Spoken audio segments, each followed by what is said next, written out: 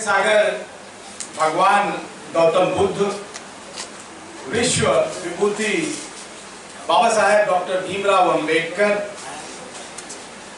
क्रांति के अग्रदूत ज्योतिबा फूले, सुदूर दक्षिण में मूल निवासियों की लड़ाई लड़ने वाले नारायणा गुरु, ईवी रामास्वामी नायकर पेरियार, आरक्षण के जनक साहूजी महाराज और बहुजनवाद के प्रणेता मान्यवर काशीराम, प्रथम शिक्षिका माता सावित्रीबाई फूले, प्रथम दलित स्वतंत्रता सेनानी उदादेवी पासी, प्रथम दलित सेनानी बलिदानी झलकारीबाई कोरी, सुदूर पहाड़ों में मूल निवासियों की आवाज बुलंद करने वाले बिरसा मुंडा और हमारे पूज्य संत शिरोमणि,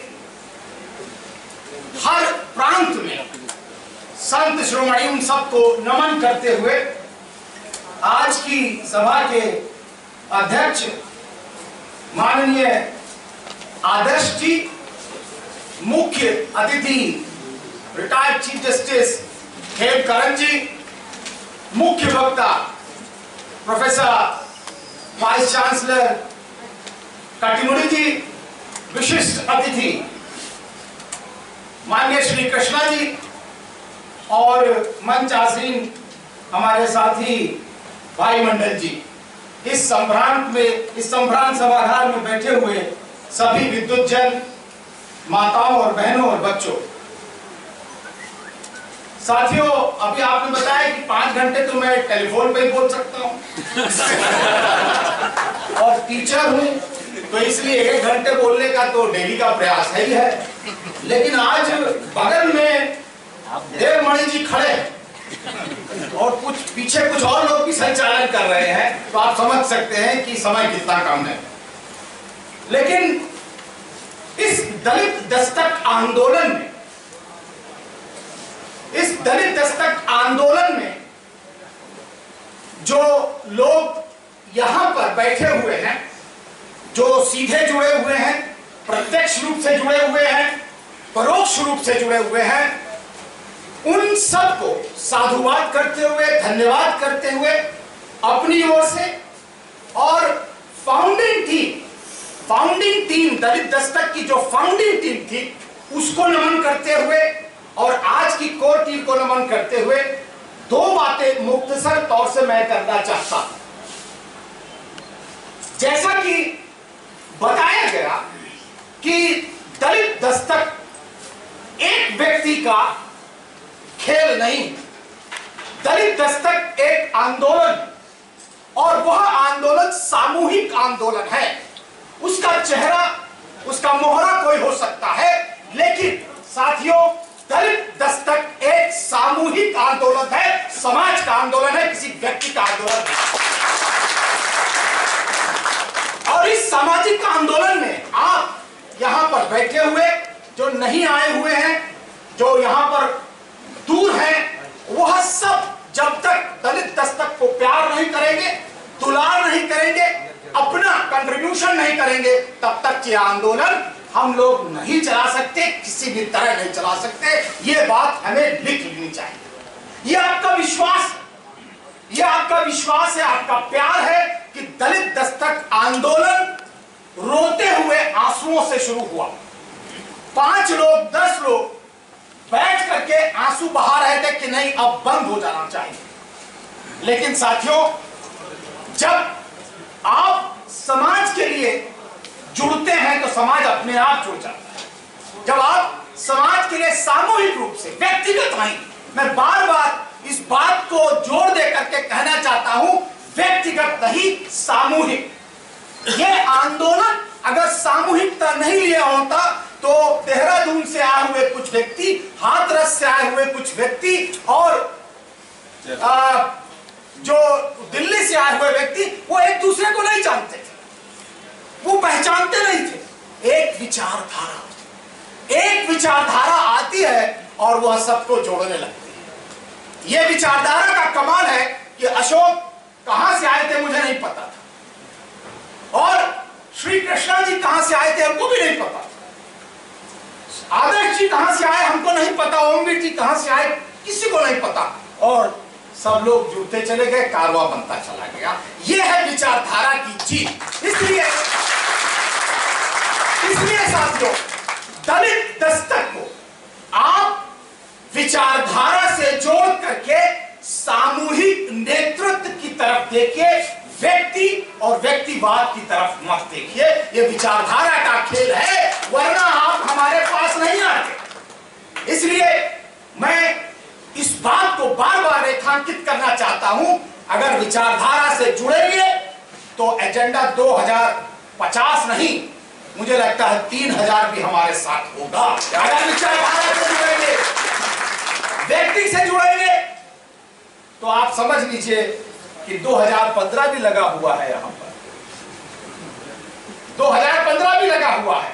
लेकिन मैं अपनी तरफ से चाहूंगा कि अशोक दास 2050 में न रिटायर हुए, वो 2020 में ही रिटायर हो जाएं, लेकिन हमको एक दूसरा अशोक दास दे दे, उसके बाद चले जाए।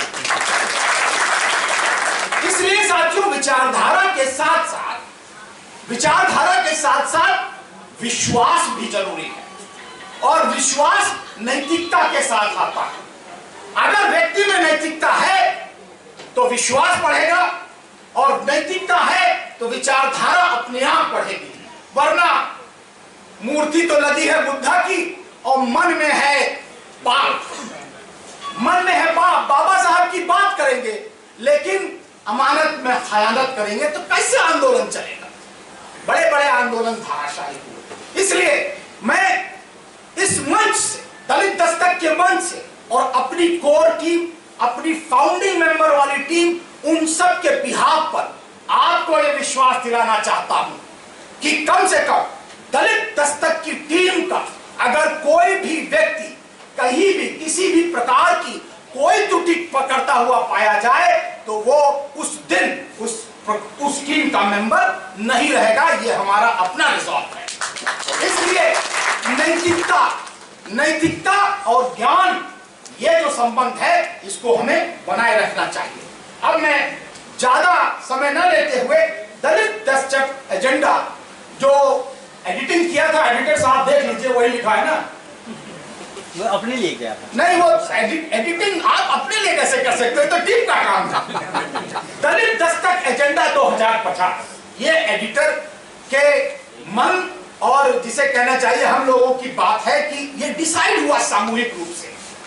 उसमें देवमणि जी भी थे, हुकुम सिंह जी भी, बीबी सिंह और आदर्श जी, सभी लोग, आर के देव जी, सभी लोग बैठे हुए थे। और ये एजेंडा किसी व्यक्ति का नहीं है, दलित दस्तक की सामूहिक टीम का ये एजेंडा है साथियों। इसलिए मैं फिर से इस बात को प्रमाणित करना चाहता हूं कि फैसले यहां पर अकेले नहीं लिए जाते, सामूहिक रूप से लिए जाते हैं, सामूहिक रूप से फैसले लिए जाते हैं। हाँ, उसको क्रियान्वित करने के लिए तो एक ही व्यक्ति चाहिए। अब आते हैं हम दलित पत्रिका की 4वीं वर्षगांठ पर। आखिर दलित दस्तक एजेंडा 2050 है क्या? इसका तात्पर्य क्या है? इसकी चाहत क्या है? इस एजेंडा के माध्यम से हम चाहते क्या हैं? साथियों, ये बात थोड़ी दर्शन के तौर पर भी हो सकती है, लेकिन मुख्तसर तौर पर, छोटे तौर पर एक वाक्य में दलित दस्तक एजेंडा 2050 जो कुछ शब्दों या वाक्यों में परिभाषित अगर किया जाए तो क्या हो सकता है? ये दलित समाज के नव निर्माण का आंदोलन है, दलित समाज के नव निर्माण का एजेंडा। नव निर्माण के माध्यम से साथियों हम कोई अलग से जातिवादी आंदोलन नहीं चलाना चाहते, हम कोई विलगाव का आंदोलन नहीं चलाना चाहते। हम चाहते हैं कि इस दलित दस्तक एजेंडा 2050 से दलित दस्तक एजेंडा 2050 के माध्यम से हम चाहते हैं कि दलित समाज का नव निर्माण हो और यह नव निर्माण राष्ट्र निर्माण से जुड़े। हम जातिवादी आंदोलन नहीं चला रहे हैं। जो अभी तक हमारे जितने भी आंदोलन हुए, जितनी भी डिमांड हुई, उसको सवर्ण समाज ने, दूसरे समाज ने जातिवादी घोषित कर दिया। उसको कहा यह अलगाव का आंदोलन है, यह जातिवादी आंदोलन है और यह समाज में जातिवाद का वैमनस्य फैलाना चाहते हैं। उससे यह हुआ कि हमारा जो यूथ है जो यूनिवर्सिटी में पढ़ता है, जो हमारे कार्य करने वाले बहुसंख्यक लोग हैं, वो ये समझते हैं कि वास्तविकता में एक नकारात्मक समय का आंदोलन चल रहा है, जो जातिवाद का आंदोलन है, इसमें जातिवाद हुआ है। हम उस शब्दावली में परिवर्तन करना चाहते हैं। दलित दस्तक के इस एजेंडे से हम उस शब्दावली में परिवर्तन करना चाहते हैं। दलित दस्तक के माध्यम से दलित दस्तक एजेंडा 2050 नव निर्माण का आंदोलन और उसके माध्यम से राष्ट्र निर्माण का आंदोलन, और जो परिपक्वता दिलाएगा इस भारतवर्ष की प्रजातांत्रिक प्रणाली को। अब आप ये सोचेंगे ये कैसे होगा, तो इसके लिए साथियों परिभाषा के तौर पर मैं नहीं देना चाह रहा हूं, लेकिन जल्दी से इसको यह बता देना चाहता हूं कि इसके कम से कम 7 पड़ाव हैं। 7 पड़ाव दलित एजेंडा के। पहला पड़ाव विचारधारा, दूसरा पड़ाव हमें अपने संत, महात्माओं, समाज सुधारकों, राजनीतिक आंदोलनकर्ताओं, इनकी एक फहरिस्त हम लोग बना रहे हैं और कम से कम 50 लोगों की लिस्ट इस तरह के नाम की, जो कि शुरू होती है बुद्धा से, चारवाक, अशोक और रविदास, कबीर, चोखा मेला, इन सब से होते हुए लास्ट में बुद्ध प्रिय मौर्य तक भी चली जाती है। हम ऐसे 50 आइकन्स को तलाश करना चाहते हैं, उनकी बायोग्राफी तलाश करना चाहते हैं और कम से कम इस दलित दस्तक के माध्यम से वो जो खोए विचारक हैं, वो जो खोए समाज सुधारक हैं, उन लोगों को तलाशना चाहते हैं कि आखिर वो क्यों नेस्तनाबूद कर दिए गए। दूसरी बात, हम अपने उन 50 तीर्थ स्थलों को ढूंढना चाहते हैं। आप शब्दावली न जाइएगा, लेकिन उन जगहों को ढूंढना चाहते हैं। हम ढूंढना चाहते हैं जहां पर हमारे पुरुषों ने जन्म लिया, महापुरुषों ने जन्म लिया, समाज सुधारकों ने जन्म लिया। हम ढूंढना चाहते हैं कि जिन्होंने आंदोलन की शुरुआत की, चाहे वो सारनाथ हो, चाहे वो बोध गया हो, चाहे वो लुम्बिनी हो, वाराणसी हो, अकोला हो, कोरेगांव हो, लखनऊ हो, जहां पर पहली दलित सरकार बनती है। साथियों, हम उन जगहों को अपने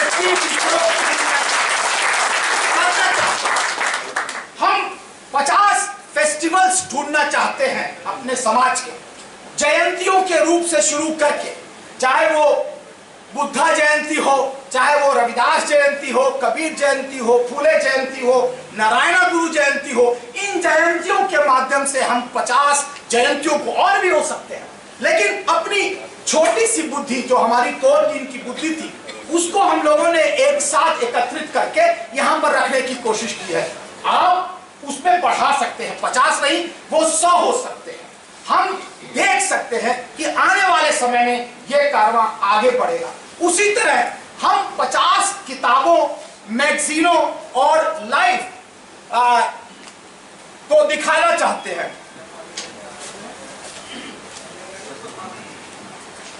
डेढ़ बजा है, 1:30 बजे तो बोलना उनको शुरू होना था। नहीं। हाँ,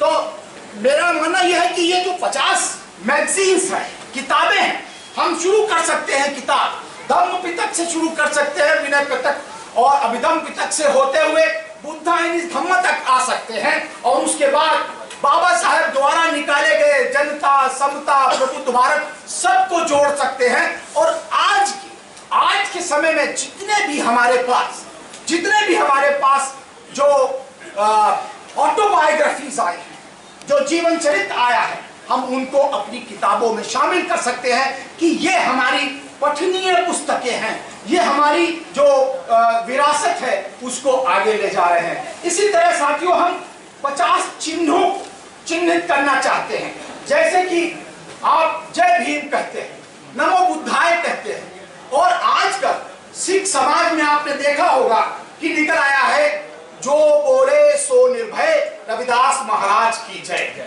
ये अपने आप में एक नया जिसे कहना चाहिए आविर्भाव। तो लिस्ट बहुत लंबी है, लिस्ट बहुत लंबी है, लेकिन हम चाहते हैं कि 50 जो 2050 तक हमारा एजेंडा है, इस जो इस कैलेंडर हमने बनाया है इसमें हम मास भरें अपने शब्दों से, अपनी सोच से, अपनी विचारधारा से। और इसके बाद साथियों हमारे जो आंदोलन है हम उनके भी शिनाख्त करना चाहते हैं। कम से कम 8 आंदोलन दलित समाज के अंदर चल रहे हैं, जो कि आंदोलन ओबीसी और ट्राइबल इन सबको आत्मसात करना चाहते हैं। एक विचारधारा के रूप में वह एक बहुजन समाज की संकल्पना, मूल निवासी समाज की संकल्पना, जो ये विचारधारा है उसके तहत डालना चाहते हैं। 8 आंदोलन, सामाजिक आंदोलन आपने देखा होगा, शिक्षित हो, संगठित हो, संघर्ष करो, शुरू से चल रहा है। और मरे हुए जानवर को छोड़ो खाना, आप उठाना छोड़ो, नार बियाना छोड़ो, ये सामाजिक आंदोलन और बहुत दिनों से चल रहे हैं। दूसरा राजनीतिक आंदोलन। राजनीतिक आंदोलन की शुरुआत आप जानते हैं बाबा साहब अंबेडकर ने 1919 में की, पहली बार जब 7 बड़ों कमेटी को उन्होंने रिप्रेजेंटेशन दिया, लेकिन 1936 और 37 में उन्होंने पहला अपना राजनीतिक दल बनाया और उसके बाद बहुजन समाज पार्टी तक अनेक दल बने। हम ये चाहते हैं कि राजनीति बिल्कुल साफ दिखाई पड़े, कौन सी परतंत्र राजनीति है और कौन सी स्वतंत्र राजनीति है। परतंत्र राजनीति वो राजनीति है जो सवर्णवादी विचारधारा के दलों के अंदर दिखाई देती है और जगजीवन राम और दूसरी तरफ बंगारू लक्ष्मण दिखाई देते हैं और दूसरी तरफ आत्मनिर्भर दिखाई देती है, जिसमें बाबा साहब अंबेडकर चलते हैं और मान्यवर काशीराम और मायावती। धार्मिक आंदोलन 14 अक्टूबर आपको दिखाई पड़ता होगा। बुद्ध जयंती का अभी आपने खीर पूरी खाई जवाहरलाल नेहरू विश्वविद्यालय में, आपने देखा होगा कि यह आंदोलन दिन ब दिन लोग, अभी कृष्णा जी गए थे हरदोई में, सर कितने बुद्ध विहार? 69 बुद्ध विहार केवल हरदोई के अंदर दिखाई पड़ा। ये जो एक तरह से सुप्त क्रांति चल रही है जिसको दिखाई नहीं दे रही। अभी लोग कह रहे थे 1 करोड़ नहीं, अरे भाई साहब 3 करोड़ से ज्यादा आबादी पहुंच चुकी है। 3.5 करोड़ से ज्यादा आबादी पहुंच चुकी है बुद्ध समाज के मानने वालों की, और आगे बढ़ रहा। दलित साहित्य का आंदोलन, दलित साहित्य का आंदोलन अपने आप में आज से नहीं, बहुत दिनों से चल रहा है और विभिन्न प्रांत में विभिन्न प्रकार के लोग अपनी छोटी छोटी कविताएं, छोटे छोटे कहानियां और आत्मचरित पूरा लिखने की कोशिश कर रहे हैं। तो वो एक साहित्य का आंदोलन। दलित कर्मचारी तंत्र का आंदोलन, वामसेफ जिसे कहा जाता है, और उस प्रकार के बहुत सारे आंदोलन चल रहे हैं। वामसेफ कितना सशक्त है, पे बैक टू सोसाइटी का जो नारा था, वो नारा एक पूरे के पूरे आंदोलन को पैदा करता है, और वो आंदोलन है बहुजन समाज पार्टी। वामसेफ ने पैदा किया बहुजन समाज पार्टी को। तो कर्मचारी तंत्र में, दलित कर्मचारी तंत्र में कितनी शक्ति है इसका प्रमाण दिखाई पड़ता है। अगर वो ठान ले तो कम से कम 10 मैगजीन तो इंडिया टुडे जैसी निकाल सकता है, लेकिन क्या करेगा। दलित महिलाओं का आंदोलन अपने आप में अलग चल रहा है और उसके लिए मैं ज्यादा बात नहीं, लेकिन दलित स्वयंसेवी संगठनों का आंदोलन 2000 के बाद से शुरू हुआ। दलित एनजीओ जो कि डरबन तक पहुंच गए और डरबन में मानव अधिकारों की उन्होंने बात उठाई। ये आंदोलन चल रहा है, इसकी शिनाख्त होनी चाहिए। और दलित और प्रवासी भारतीयों का आंदोलन, जो यहां से लोग गए Canada, USA, UK, Australia, middle east, जहां पर बसे दलित समाज के लोग, वो वहां पर बाबा साहब अंबेडकर की जयंती, वो वहां पर बुद्धा जयंती और वो वहां पर बाबा साहब का परिनिर्वाण दिवस मना रहे हैं, जो एक आंदोलन के रूप में ले रहा है, जिससे भारतवर्ष के बाहर विभिन्न राष्ट्रों में मूर्तियां लग गई हैं, उसका अपना आंदोलन।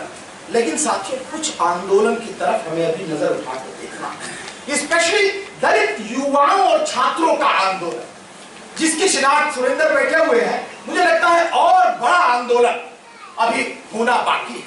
तीसरी तरफ जो दलित शिक्षा का आंदोलन है, वो कहीं ठहर गया है।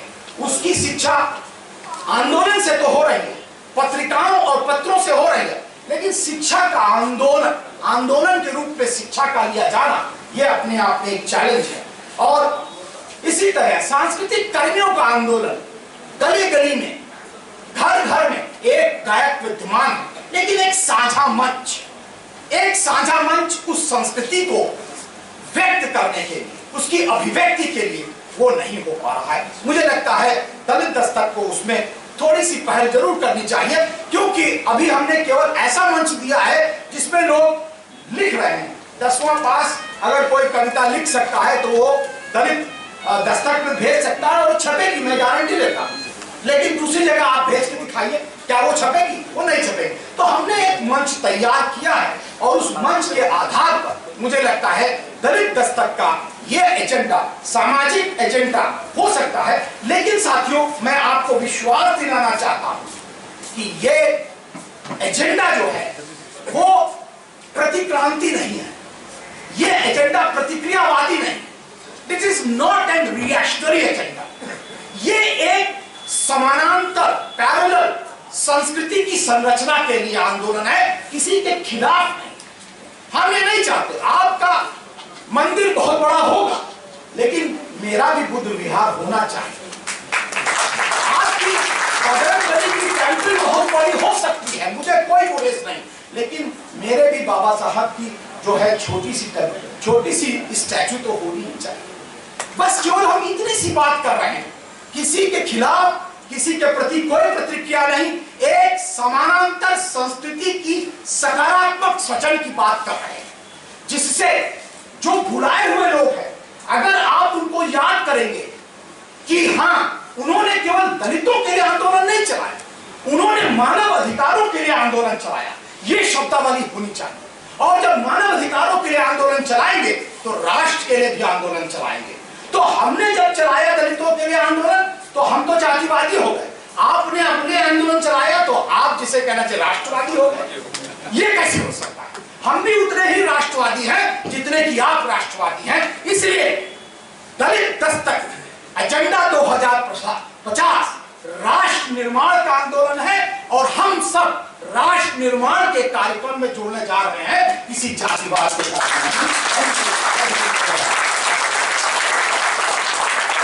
धन्यवाद आदरणीय सर, आपने विषय वस्तु को बड़े विस्तार से